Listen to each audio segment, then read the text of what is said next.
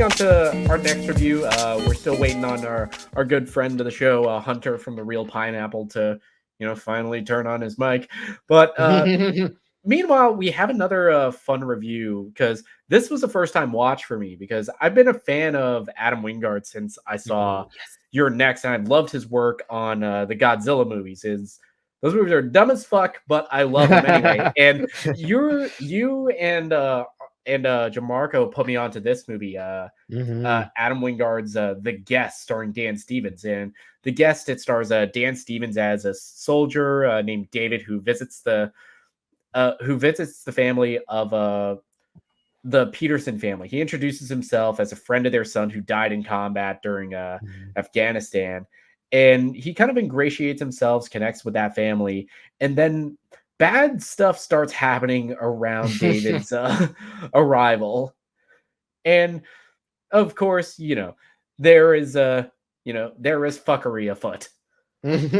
Very much so. And that's the best way. That's the best way I can put it. And something that I think this movie does extremely well, just from its opening scene, is like there isn't a whole lot of dialogue when it first opens. There isn't a lot of just exposition dumping about the circumstances this family's in. There's just this very quiet, almost very awkward moment of the husband like taking their youngest son to school, and the mom is just kind of like sitting in the living room staring at this shrine to their son. And it has the it was like all gave some gave all. Is like, and then the doorbell rings, and this handsome sumbitch is at the door.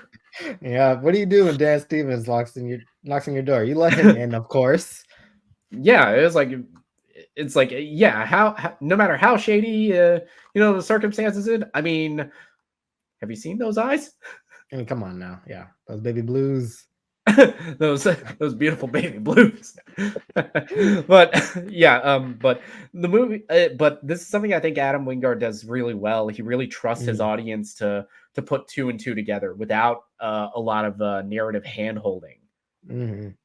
No, yeah, I totally agree. And I'm one who also saw this movie fairly recently. I watched this last October, after just being a fan of Your Next, and also checking out Adam Wingard's early stuff with the first two VHS movies. I was like, what is The Guest? What am I in here for?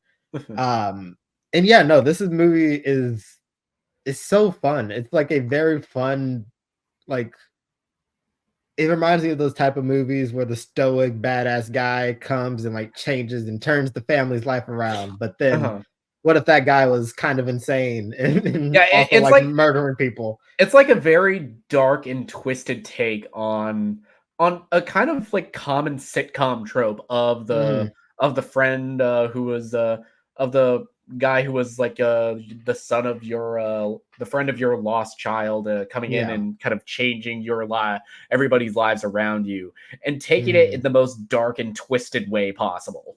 Yes, and it's so fun. I love the way Dan Stevens kind of like builds this relationship with the younger brother. There's this like very amazing scene where like he takes him to a bar that he is not old enough to be in. I think I have a clip of it. Let me just go over what I have downloaded. But yeah, it's this this very common scene of fighting back against the bullies, and this scene that we've seen a dozen times in other movies, and this should feel like a moment of triumph or comeuppance, but it's this grown ass man assaulting a bunch of teenagers. Yep.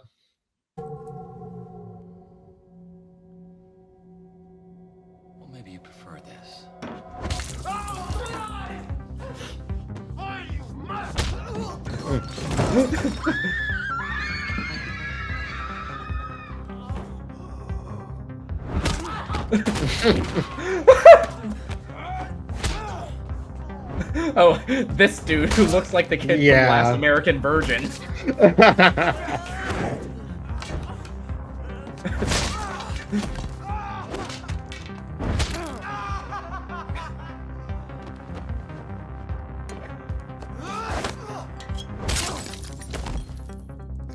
my god, it's Jason Bourne. Like it's this moment that should feel kind of cool or like triumphant or yay, those bullies kind of got what was coming to them. And they yeah. did, But but it's like still it feels off. And it does. all of that, from the score to how Mhm. Dan Stevens plays it, it's like he like plays it almost like a Terminator. Even like this note in the score where it's almost like this chime that it's almost like this is his Terminator mode Mhm. activating. That zoom in too, like after he like hits the dude, like it's just so, like this dude is the villain. Like if you didn't know, Yeah, it's like you have invited a vampire into your house. pretty much, yeah. And just the way he infects the family basically. It's like everybody like kind of gets like starts liking him, of course, and like Huh. everything is going well. But like modern underrated, I might say too, Scream Queen, Micah Monroe, like Oh starts yeah. noticing some stuff, right?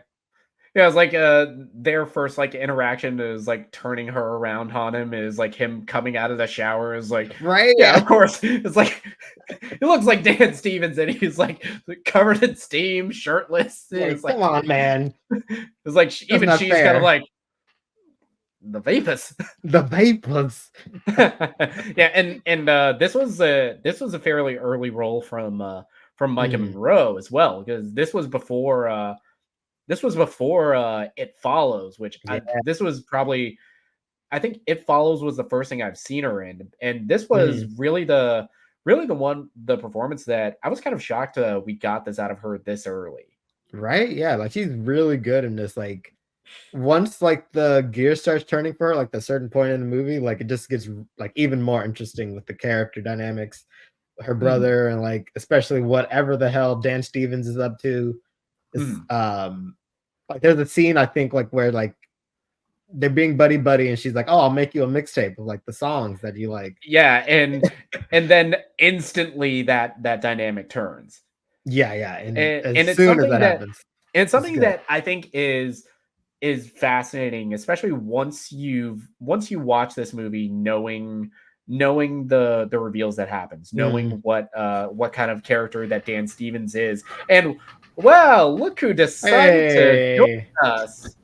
Hey, I was grabbing weed and I got caught in the 5 o'clock traffic, and it's 100 degrees here, so I stopped and grabbed some beer. So yeah, it's a Huh. couple pit Like stops, but likely story, my guy.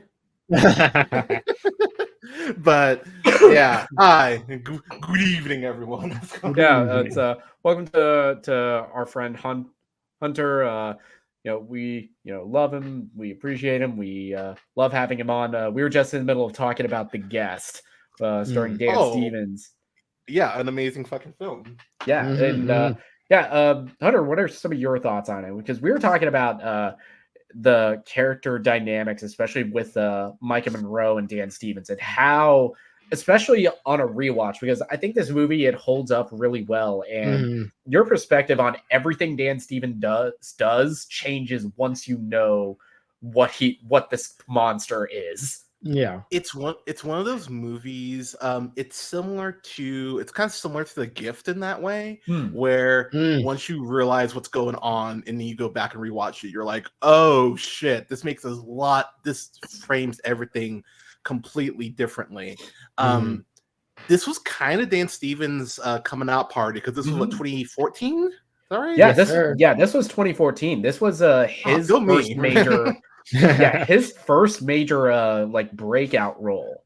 Because Mhm. I think this was, yeah, because he did Downton Abbey before this, but this was really before Legion. Mhm. Yeah, which it's kind of crazy how many people haven't seen Legion, because that's an incredible fucking Hmm. X-Men show. Plus you get Aubrey Plaza lingerie, sup girl. But this movie's definitely one of those, like, it's definitely horror, but Hmm. there are so many thriller elements in it, as far as the psychological aspect Mhm. of it. I will say I think the last third really picks up, and there's just some shit that occurs that you go, oh damn. Like I found myself saying that pretty consistently throughout the last like 30 minutes. I would say just like, god damn, this is like, all right, you're going here. In order, like, yeah, because there's like this whole mystery around David. Is like, who even is this guy? Is like, what did he mean to this family's deceased son, if anything? And who exactly the hell is he? Because all of a sudden, this movie becomes Universal Soldier. Yeah, it's the action movie all of a sudden, dude. But so first off, the confidence in which to do all that shit, because like he doesn't fucking flinch. That's like an immediate the gun's right here, boom. But also I love the way that this is like, I love the way this is shot. The way he actually goes through the glass, and we talk about it in the chat that I admin quite a bit. One of my biggest pet peeves is someone jumping through glass and not bleeding. I hate that shit. But the way in which he jumps through, he gets cut. He gets cut. He got I was shot. like, thank you. I was like, consequences. Like, but even amongst all this like fun and all this cool shit, there is like an inherent sadness to it, especially between this scene, which is the most heartbreaking moment in the movie.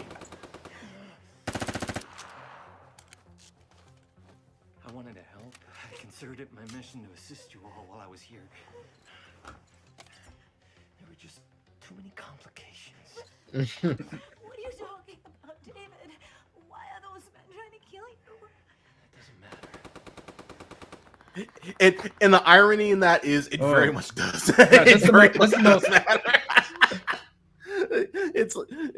It's like, why? How did you get that girl pregnant? Don't worry about it, babe. It's but the most heartbreaking thing is like the last thing that is on her mind is like, did you even know my son? And the son who's played by that's Brendan Meyer. Right? No, the deceased son is like, he's not. Oh, that's right. Okay. I don't have their name, but they did a great job for the little bit that they, like, everyone in this movie, as the kids say, knew the assignment. Like, everyone knew what their character was and knew what they needed to do. And this is one of those movies that's definitely free of ego, because you definitely have to be able to ping pong with your other actors and actresses, like your colleagues, in order to get something like this. And so, I mean, props to everyone on that front alone. And I'm always happy, rest in peace, to see Lance Reddick in pretty much anything. And no shocker here, he's great in this too. Oh yeah, he Lance Reddick can do no wrong.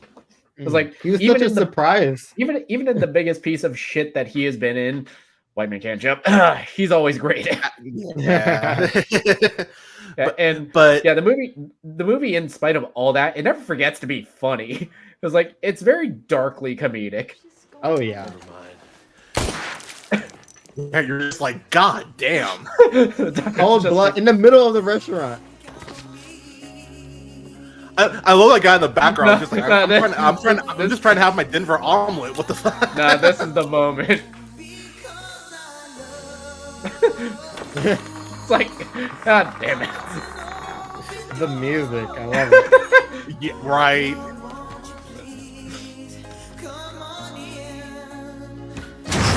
Yes. Oh, that sucks. Could you imagine going to that Waffle House ever? Right, going to the Waffle House on that one day, and you're just like, I mean, it's Waffle House. It's basically like the par for the course over there. Yeah. I mean, you're not wrong. But yeah, so one thing I'm sure you guys have talked about already, but the way the violence is handled, like, yes, the movie's comedic, but the violence does always feel like heavy. The movie is very darkly funny, and we talked about this earlier with the whole scene inside the bar where it's like David beats up Luke's bullies, and it's a moment that should feel like yay, those bullies got their comeuppance, or yay. It's like, no, this is a grown man assaulting a bunch of teenagers. it's kind of like that episode of It's Always Sunny where you are like, okay, this is funny, but at the same time, this is a grown ass adult beating the shit out of kids, and like there is that like, like you should viciously too. It actually reminds me even as much of that as of a Bad Santa when Willie just starts beating the shit out of his kid. he just laid into him. That one's like so sad, good. Like it hurts. Well, it's so funny because when he says, like, you know, like it's the most at peace I've felt in a few years, and you know, the brother looks up at him, he's like, you need therapy, years and years of therapy, and you're like, you're not wrong, he's not wrong, you clearly need therapy, and man, does this motherfucker need therapy? Like, it's not even a, it's not even a kind of, it's like he needs fucking therapy. Yeah, it's like this whole scene in the bar. It's kind of like this scene right here, except played less for laughs. Yeah. Yeah. It's so good. The curse. He's just going in on that one kid. Man. Goddamn, so good, so never good. Like, it really doesn't. So, actually, here in Nevada, they have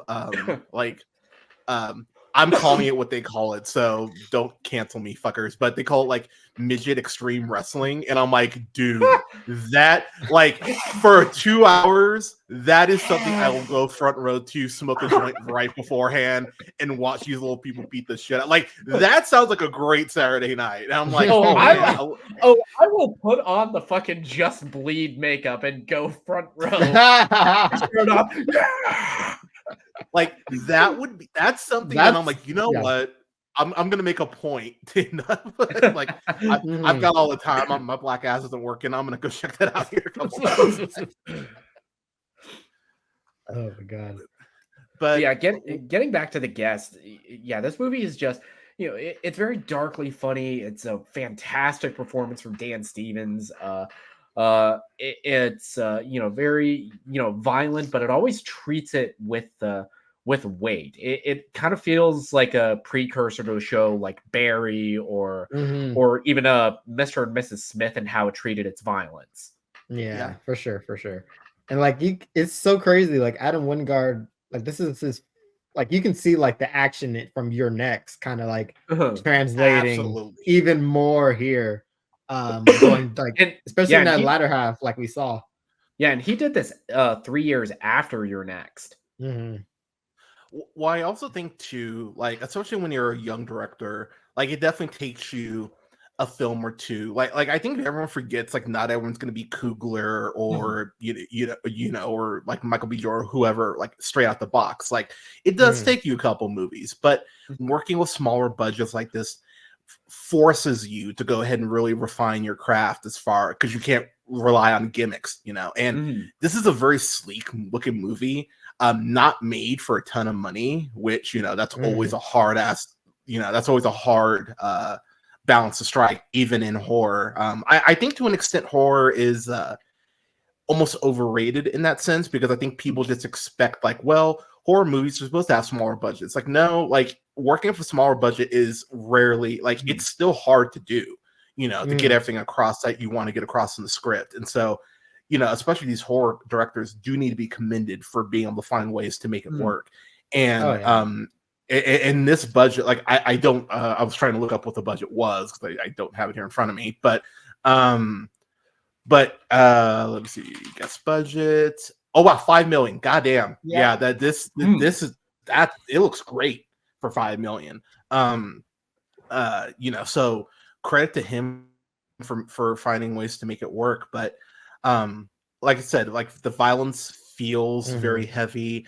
The tracking shots at multiple points whenever there is a death, or just like, oh shit, okay, like, even that grenade scene we just saw, like, just the way the smoke shoots out, it's like, oh, that's so cool. Like, it feels real. It feels real world. It doesn't feel gimmicky. But at the same time, to both of y'all's points, the dark humor is very much at the forefront. Like it never forgets to make you laugh, but you're laughing in that way, similar to Barry, where you're like, oh, someone got killed, but no, Hank made a joke about it. Yeah, it's like you're kind of disgusted, but you don't really know. Your mind really can't process what emotion, so it just goes back to just laugh. Right? Yeah, and like I think it's like two like points of this movie too. Like they set us up just like the family. Like David is this cool guy. He hangs out. He smokes weed. He drinks beers with the cool kids. He likes the music that the younger sister is listening to. And then like he just point blank shoots her friend. I think he makes like her boyfriend disappear too or something like that. Oh yeah, like, he like murders another one of their friends and plants the gun in her boyfriend's yeah, that's trunk. what he does. So yeah, like it's so good how this movie, like David is cool, but he's not cool at all. It's like one of those characters that like if you weren't watching the movie right, you think that he was the coolest person ever. Yeah, it's like if you think he's the coolest person ever, you're one of those people watching The Boys thinking Homelander's the hero. Yeah, right. Yeah, it's very much that like you're watching American Sniper and you're like, oh my god, what an inspirational story. It's like, no, like, there's a like not the point of this shit. No, the inspirational story comes after Mm-hmm. the movie, the events in the movie. And like the more we learn about David, like when Lance Reddick shows up and we start really getting, like you said, Universal Soldier, Total Recall up in here, and like learning like basically he was like a super soldier. The movie, like I don't know, I think meshes those action, thriller, and horror tones like really well. It's like if Michael Myers was like a trained super soldier towards the end, especially. If Michael Myers went to boot camp.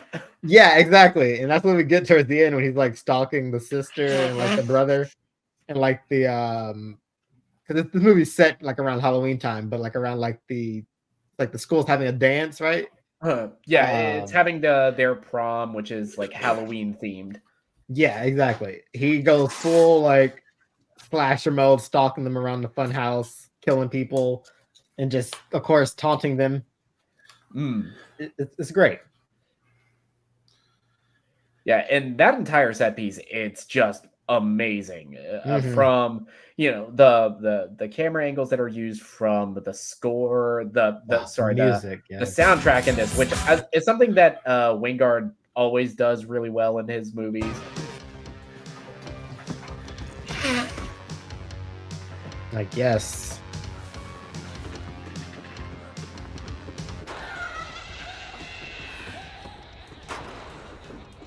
Like, what kind of high school did they go to? They got the budget for this kind of prom. Right? Like, who made this? But yeah, the music is just, so good throughout this movie. And that's something that Adam Wingard really sticks to in a lot of his movies, especially his later work with Godzilla. It's like those all have a heavy synth score. Synth is good. Like synth is very good. Like I'm gonna smoke a bowl and just like move around for like 30 minutes. Music like synth.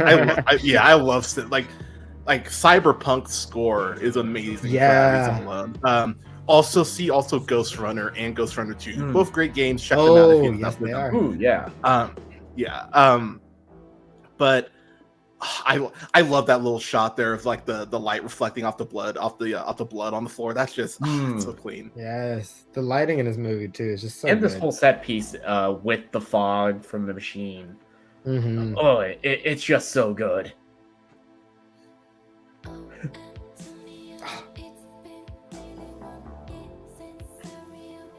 So good. Well, that smirk, just like, God damn it. He knows, yeah. It's like, he's basically programmed to kill anybody who would compromise, and he like couldn't stop even if he wanted to. And so much of the like ending of this movie is kind of like,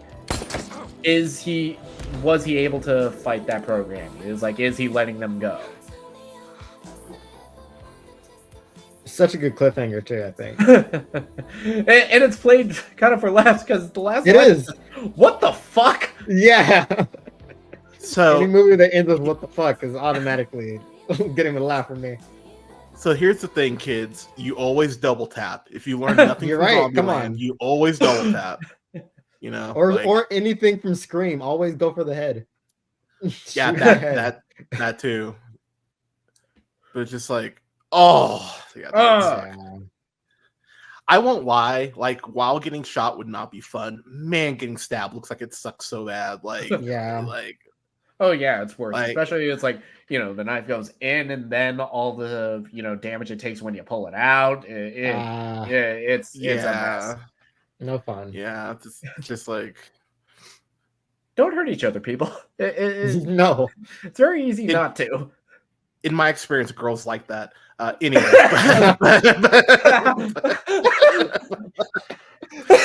I'm happy I took y'all a second. You're welcome, chat.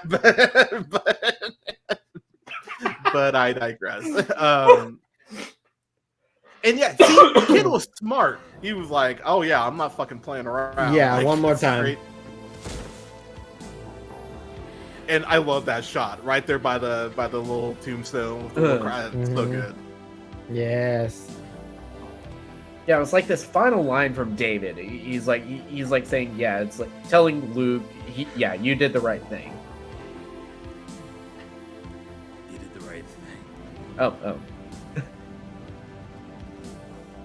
I don't blame you. Which weirdly, The thumbs I up. feel bad. weirdly, does that haunt you more knowing that the kill was justified? I mean, Like- it goes with like the whole thing to that he was say. teaching them the whole movie, like stand up for yourself, fight back. Like, I think it's an interesting question because like, Mhm. because that's one of those things. Like, you're in counseling like that next week. Oh, Like, yeah, that's not even regardless, fucking- yeah. yeah. Like, but having Oh. someone actually tell you that what you did was the right thing, and you have to see someone actually like, like that's some shit.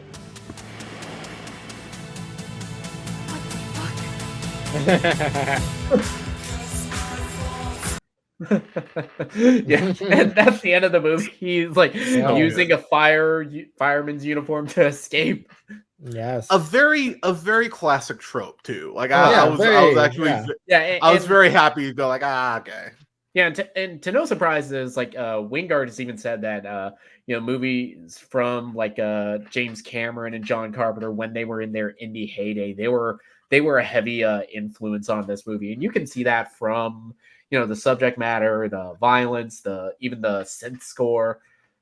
But all of it is used well enough that it gives this movie and Wingard his own identity with the way he directs this. Hmm. Totally. But yeah, it was like this was a first time watch for me this year when I saw it. When I first watched it a couple weeks ago, and I've rewatched it twice since then, and every time I've come away with something new. Mhm. Okay.